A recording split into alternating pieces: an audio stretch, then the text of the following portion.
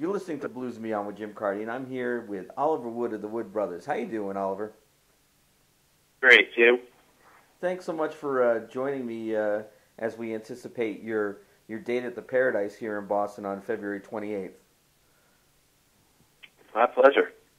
Well, as we were talking offline, we have a handful of friends that we already know about in common there in Atlanta, and kind of curious. It seems like almost everybody in Atlanta is hooked into the Allman Brothers at some point, and Colonel Bruce Hampton and Tinsley Ellis, Chicago Bob. Can you tell me about some of these people who may have mentored you and how that's influenced your end of the Wood Brothers? Yeah, absolutely. I mean, all that stuff is very influential, and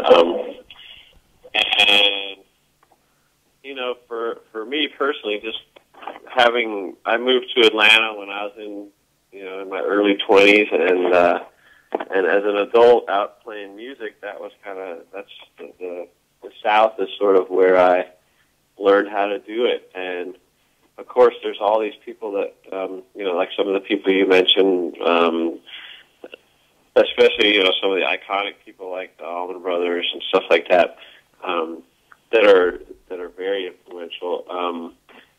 However, I will say that maybe it's less obvious, but the most influential people for me were people that I actually got to play with. I mean, some people that you've probably never heard of, but it's just people that you're playing in bars with, and you come up playing gig after gig. So I had a few people like that were just very much like mentors when I was kind of the young guy, and Tinsley Ellis was the guy that sort of took me on my first road gig. So of course he was a big part of me sort of learning the business and learning what it's like to be on the road and travel around and do it. But then as far as local guys, like I got to play with some of my heroes that were just sort of unsung heroes. Like there's a fellow named Donnie McCormick that was just a huge inspiration for me, and for guys like Liebman and John Liebman and Sean Costello. Those guys, we all looked up to this guy Donnie, who was a singer and a drummer. And I don't know if you ever heard of that guy. He played the Chicken Coop. No, I didn't. I've never heard of him, but I will see if I can. I've got like 3 songs I've written about this guy, and it's like just anyway. My point is, in general, is that the people you get to play with every day are also huge influences, maybe even more so than the famous iconic ones. Yeah, absolutely. I mean, but you have in recent years. I mean, you and Tinsley played the blues circuit and certainly festivals, and I was always pleasantly surprised. You were so musically proficient, even at the age you were when you were out with Tinsley in the early '90s when I first started seeing you, and I'm guessing we're about the same age, and so you must have been in your 20s starting out with Tinsley in your early 20s. Right. Sure. So that means A, you left home too young man, and and B, you must have been out in the clubs really woodshedding with those locals straight away, and because you were just so seasoned by the time you were out with Tinsley, I thought. Well, as I think back about it, it doesn't seem like I really was, but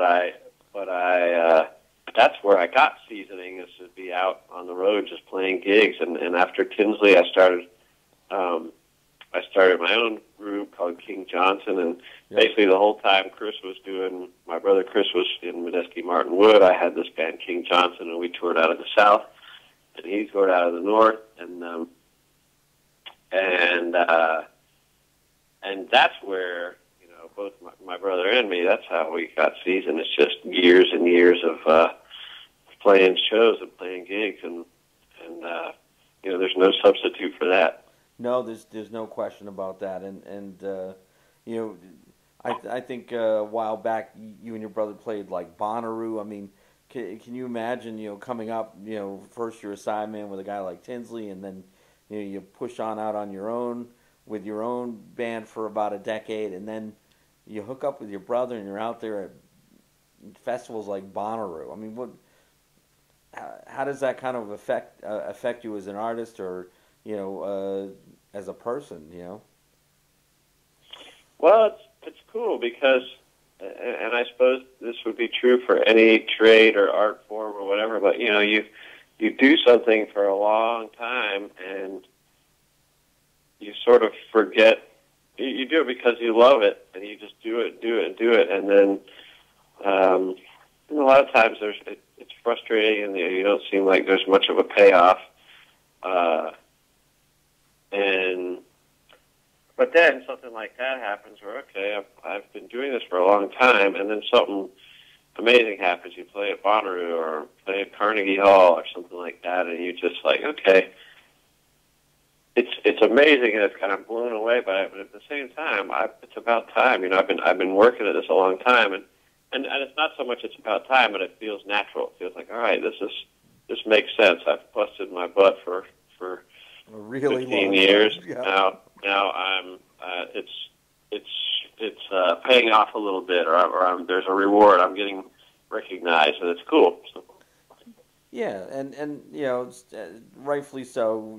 At this age, you shift into a different stage of life, and you've made contacts business wise as well as become who you always had the innate talent to become musically, which is kind of nice to come into your own. And now that you're comfortable in your skin is what it sounds like, and you're getting some recognition. What's next? What do you have your eye on as far as growing in the Wood Brothers, or your own project again, or some of both? What are you thinking? Well, honestly, the Wood Brothers thing has become sort of the major enterprise for both my brother and myself. Medeski, Martin, and Wood has cut back quite a lot, and the other band members in that group are doing all their own projects and stuff like that. And so Chris has become, Chris and I this has become a much more full-time enterprise for us. So we're about to make a new record. In March, we're going to record a new record. I just moved to Nashville. Oh, you did? Congratulations. My family last. So that's a new adventure, and I'm trying to convince my brother to move there too, so that we're all in the same place. He still lives up in the Northeast,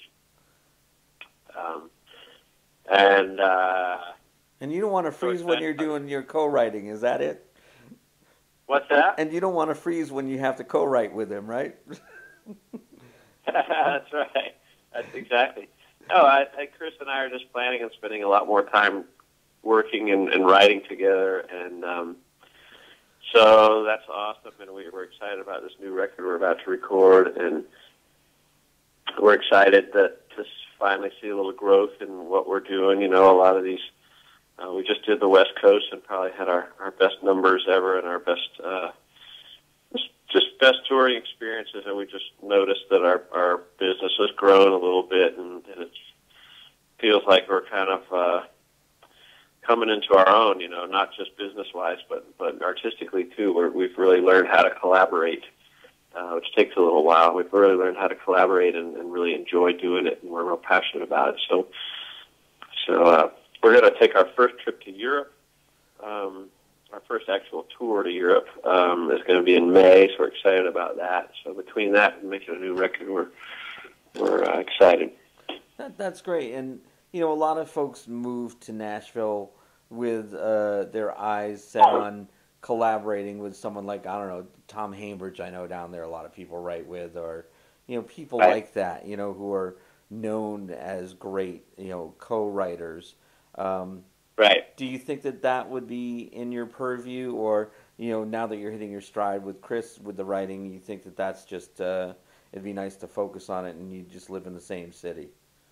Well, a little bit of both, but I've already gotten a little bit into some co-writing there, but not just with people that I like, and not for any other reason but to do it. But I think the ultimate thing about being in a place like that is that you're surrounded by people who are doing it. Yeah. And so it's just inspiring. You know, there's just a lot of musicians there, and there's a lot of artists there who are constantly writing and creating. And to be in that environment is awesome for me because it gets me inspired. But ultimately, the goal is really just to write with Chris and just keep doing what we're doing. That's great, and you know, with you guys touring more together, you get that time on the road to collaborate. You know? Yep. Yeah. Yep. Good. Well, you know, what can folks expect when they come out to see you at the Paradise here on the 28th of February?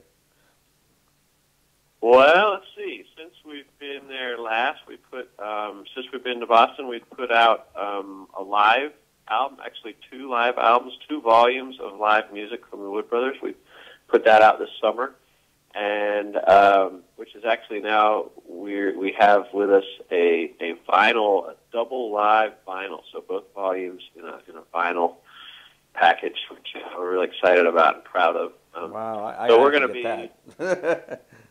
Yeah, it's so cool. We're really excited about it. As far as just putting something out that's kind of, especially maybe for the hardcore fans, you know, the live stuff, and then having it be mastered for vinyl is really cool. So, nice. but we're definitely going to be playing some stuff off of those records, and which, you know, includes old stuff and maybe covers that people haven't heard us do, and a couple of newer things.